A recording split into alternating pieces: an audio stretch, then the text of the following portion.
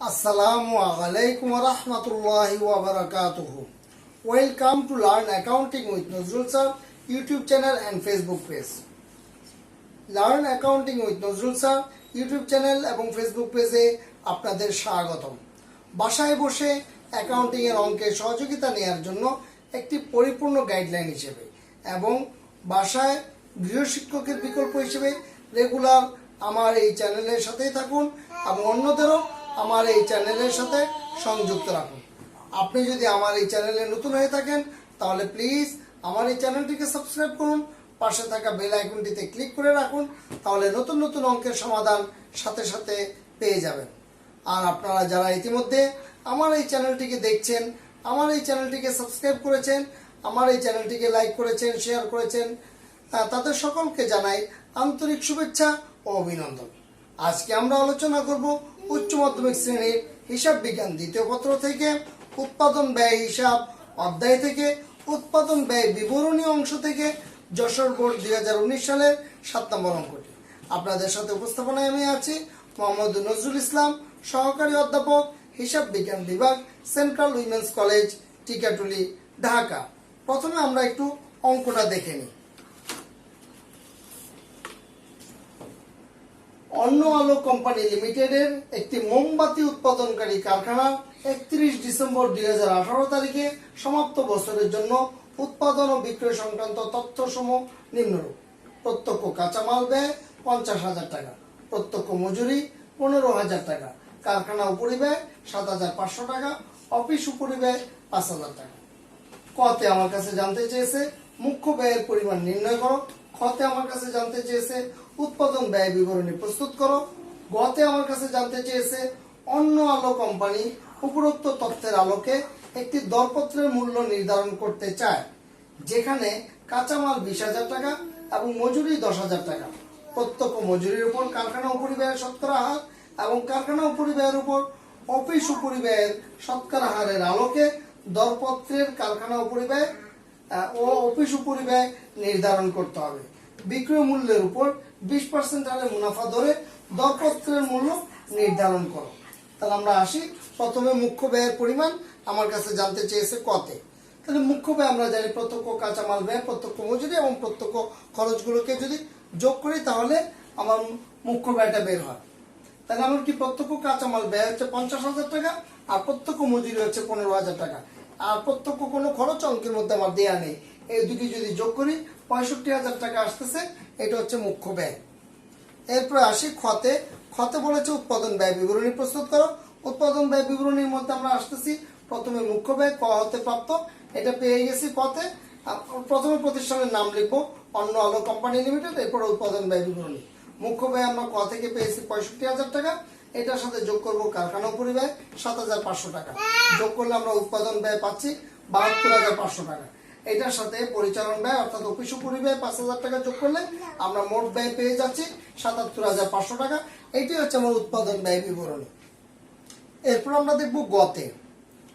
গতে বলছে অন্য আলো কোম্পানি উপরোক্ত তথ্যের আলোকে একটি দরপত্রের মূল্য নির্ধারণ করতে চায়, যেখানে কাঁচামাল 20,000 টাকা এবং মজুরি 10,000 টাকা। প্রত্যক্ষ মজুরির উপর কারখানা উপরিব্যয়ের শতকরা হার এবং কারখানা উপরিব্যয়ের উপর অফিস উপরিব্যয়ের শতকরা হারের আলোকে দরপত্রের কারখানা উপরিব্যয় ও অফিস উপরিব্যয় নির্ধারণ করতে হবে। বিক্রয় মূল্যের উপর 20% হারে মুনাফা ধরে দরপত্রের মূল্য নির্ধারণ করো। তাহলে আমরা আসি, এখানে দুটি জিনিস চেয়েছে। বলছে প্রত্যক্ষ মজুরির উপর কারখানা উপরিব্যয়ের শতকরা হার এবং কারখানা উপরিব্যয়ের উপর অফিস উপরিব্যয়ের শতকরা হার। তাহলে আমরা কি করি, প্রত্যক্ষ মজুরির উপর কারখানা উপরিব্যয়ের শতকরা হার। তাহলে কি করব, কারখানা কার উপর, প্রত্যক্ষ মজুরির উপর। যার উপর বলবে, যার উপর বেস করবে, ভিত্তি করবে, সে ভিত্তির নিচে।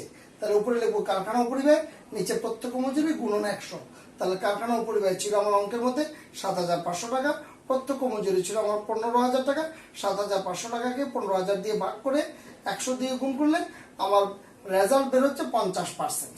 আরেকটি চেয়েছে কারখানা উপরিব্যয়ের উপর অফিস উপরিব্যয়ের শতকরা হার। তাহলে উপরে লিখবো আমরা অফিস উপরিব্যয়, কারখানা উপরিব্যয়ের উপর বলছে তাই কারখানা উপরিব্যয়কে দিব নিচে গুণন 100। তাহলে অফিস উপরিব্যয় ছিল আমার 5,000 টাকা, কারখানা উপরিব্যয় ছিল আমার 7,500 টাকা। তাহলে 5,000 টাকাকে 7,500 দিয়ে ভাগ করে 100 দিয়ে গুণ করলে আমরা পাচ্ছি 66.67%। তাহলে আমরা কি বলছে, এইগুলোকে ভিত্তি করে আমাকে মানে এইগুলির উপরে এইটার আলোকে আমরা অফিস কারখানা উপরিব্যয় এবং অফিস উপরিব্যয় বের করব। আর প্রত্যক্ষ মজুরি কাঁচামাল এবং মজুরি দিয়ে আছে, এর উপর ভিত্তি করে আমরা একটা দরপত্র মূল্য নির্ধারণ করব। তাহলে আমরা আসি দরপত্র মূল্য নির্ধারণ করার জন্য। দরপত্র মূল্য অন্য আলো কোম্পানি লিমিটেড দরপত্র বিবরণী। প্রথমে কাঁচামাল দিয়ে আছে আমার 20,000 টাকা, মজুরি দিয়ে আছে আমার 10,000 টাকা, যোগ করলে আমরা পাচ্ছি 30,000 টাকা। এটা হচ্ছে মুখ্য ব্যয় যোগ কারখানা উপরিব্যয়। এই যে প্রত্যক্ষ মজুরির উপর 50%, তাহলে প্রত্যক্ষ মজুরি ছিল 10,000 টাকা, তার উপর 50% আসে 5,000 টাকা। 30,000 সাথে 5,000 যোগ করলে 35,000, এটা হচ্ছে উৎপাদন ব্যয়। এরপর বলছে আমার যোগ অফিস উপরিব্যয়।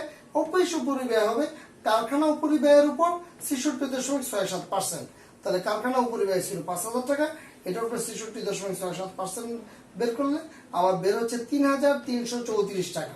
তাহলে 35,000 টাকার সাথে 3,334 যোগ করলে 38,334 টাকা বের হয়। এটা হচ্ছে আমার মোট ব্যয়।